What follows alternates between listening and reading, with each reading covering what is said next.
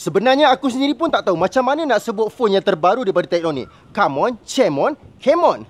Gini, kita ambil yang mudah je lah. Camon, brother. Kalau phone panas, jangan risau. Dia ada IP68 dan 69. Halis, air dan debu tercerut dalam air pun tak payah risau lepas ni. Yang pastinya, kita nak tengok sama ada phone ni garing ke tak garing. Kita tengok apa ada dalam kotak. Adapter 3 pin 45 watt daripada Tecno, kabel USB ke C, mesin plastik keras yang agak premium, ada warna turquoise dekat belakang ni dan bahagian dalam warna silver. Inilah dia Tecno Camon 40 Pro 5G. Warna memang cantik, turquoise, lepas tu ada silver sini.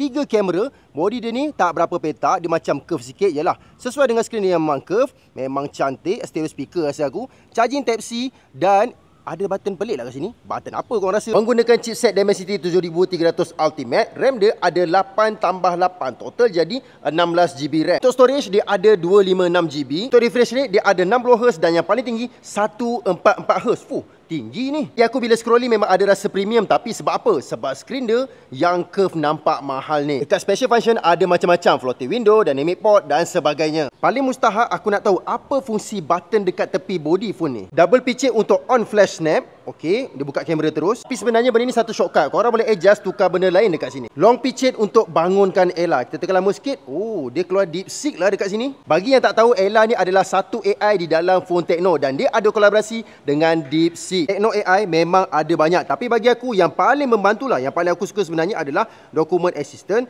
Translation Assistant, Writing Assistant, AI Note dan juga Recording Summary. Jangan risau, tekan sini lama-lama akan keluar circle to search daripada Google. Ringkasan aku pasal kamera dan juga gaming. Menggunakan 50 megapiksel sensor Sony LYT 700C. Bagi aku, untuk ultra wide dia, normal mode, zoom hanya dah 15 kali, gambar malam pun boleh tahan, tak bermasalah sangat. Ada makro, ada portrait, bagi aku cukup lengkap dah dengan harga dia ni. Untuk video paling tinggi dia ada 4K 30fps. Macam mana pendapat korang? Bagi aku hasil dia okey-okey sajalah, sesuai dengan harga dia. Satu benda yang menarik dekat kamera Tecno Camon ni, dia ada auto capture untuk momen-momen yang penting untuk korang. Gambar korang tak ngam, jangan risau, ada 3 AI disediakan. Setup Mobile Legend Ultra 120fps, PUBG Mobile 90fps, Smooth dan juga Extreme Plus. Jadi itu sajalah video aku pasal Tecno Camon 40 Pro 5G. Bagi aku sebelum ni diorang ada keluarkan 4G. Mungkin dia tengok selera rakyat Malaysia mesti nak kena ada 5G dengan harga macam tu. Jadi diorang keluarkan pula 5G. Nasib baik Zizan tak salah pilih handphone. Apa pendapat korang? Baik beli Tecno Camon 40 Pro 5G ataupun